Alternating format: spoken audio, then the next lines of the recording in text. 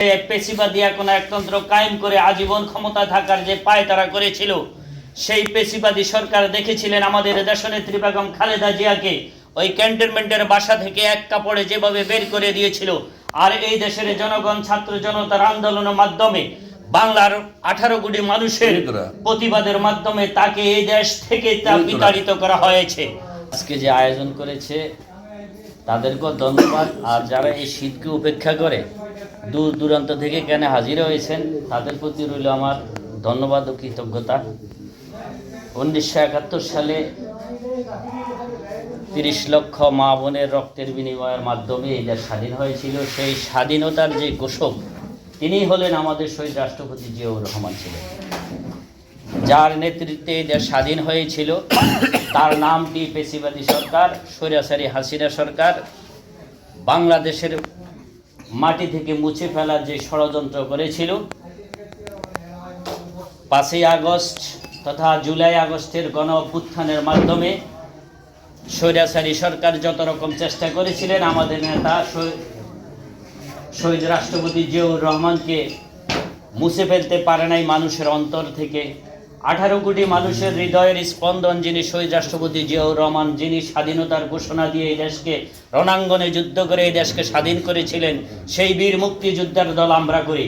কাজেই যারা বিএনপি করে তারা কখনো বিচলিত হওয়ার মতো না, তারা কখনো পিছপা হওয়ার মতো না, যেহেতু তারা একজন বীর মুক্তিযোদ্ধার সৈনিকের পথে বা তার দেখানো যে দল, সেই দলের সৈনিক জিয়াউর রহমানের আদর্শকে বুকে ধরে যারা এই দল করে তারা কখনো পিছপা হওয়ার মতো না। আপনাদের প্রতি আমার একটি উদাত্ত আহ্বান থাকবে, আজকে দেশকে নিয়ে এই শেখ হাসিনা সরকার বিগত 16 বছর আমাদের রাষ্ট্রপতি জিয়াউর রহমানের মাজারটাকে পর্যন্ত তারা সেখান থেকে সরিয়ে মুছে ফেলে দিতে চেয়েছিল।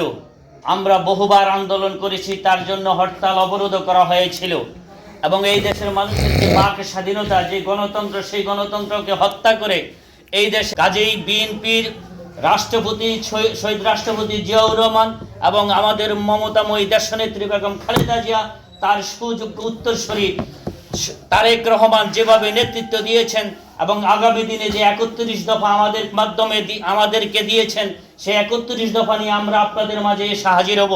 ওই 31 দফা বাস্তবায়ন করতে পারলে এই দেশ একটি স্বনির্ভর বাংলাদেশ, এই দেশ একটি উন্নত বাংলাদেশ, এই জাতি সারা বিশ্বের ভিতরে মাথা উঁচু করে দাঁড়াতে পারবে।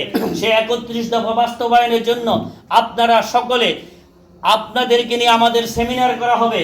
প্রতিটি ইউনিয়নে, প্রতিটি ওয়ার্ডে আমরা গিয়ে 31 দফা সম্পর্কে আপনাদেরকে আমরা ধারণা দেব এবং সেই 31 দফা বাস্তবায়নের জন্য আপনারা মনে করতে হবে যে আগামী দিনে এই দেশকে সঠিক সুন্দরভাবে এই ঘরে তোলার জন্য ওই 31 দফা যদি আপনারা বুকে ধারণ করেন, তাহলে এই দেশে আর কোনো বৈষম্য থাকবে না, এই দেশে কোনো স্বৈরাচার আর দেশে আসতে পারবে না।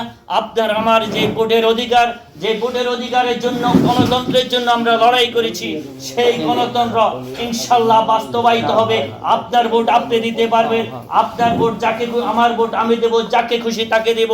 সেই 31 দফার ভিতরে সেটিও আছে।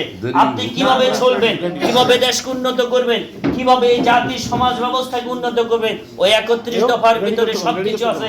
আমাদের তারুণ্যের অহংকার তারেক রহমান অত্যন্ত জ্ঞানী মানুষ, অত্যন্ত সুনির্দিষ্ট ভাবে নিবিড় পর্যবেক্ষণ। ওই নির্বাচনে বাংলাদেশ জাতীয়তাবাদী দল বিএনপি দানের শীষের প্রতীক নিয়ে আমাদের মাঝে ফিরে আসবেন। ফরিদগঞ্জের মাটি ও মানুষের নেতা, যিনি 2008 সালে এই জনগণের ভোটের মাধ্যমে নির্বাচিত হয়ে এই পেশিবাদী সরকারের সংসদে যিনি মাথা উঁচু করে দাঁড়িয়ে পেশিবাদী সরকারের বিরুদ্ধে কথা বলেছিলেন, যিনি বলেছিলেন যে কোনো প্রকারেই তারেক জিয়াকে এই দেশে তিনি তার যে পেটুয়া বাহিনী দিয়ে আনতে পারবে না, ঠিকই আনতে পারে নাই। সেই নেতা, মহান নেতা, ফরিদগঞ্জের মাটি ও মানুষের নেতা, ফরিদগঞ্জের নয়নের মণি লালন হারুনুর রশিদ সাহেব ইনশাআল্লাহ আপনাদের মাঝে আবারও ধানের শীষের প্রতীক নিয়ে আপনাদের মাঝে ফিরে আসবে।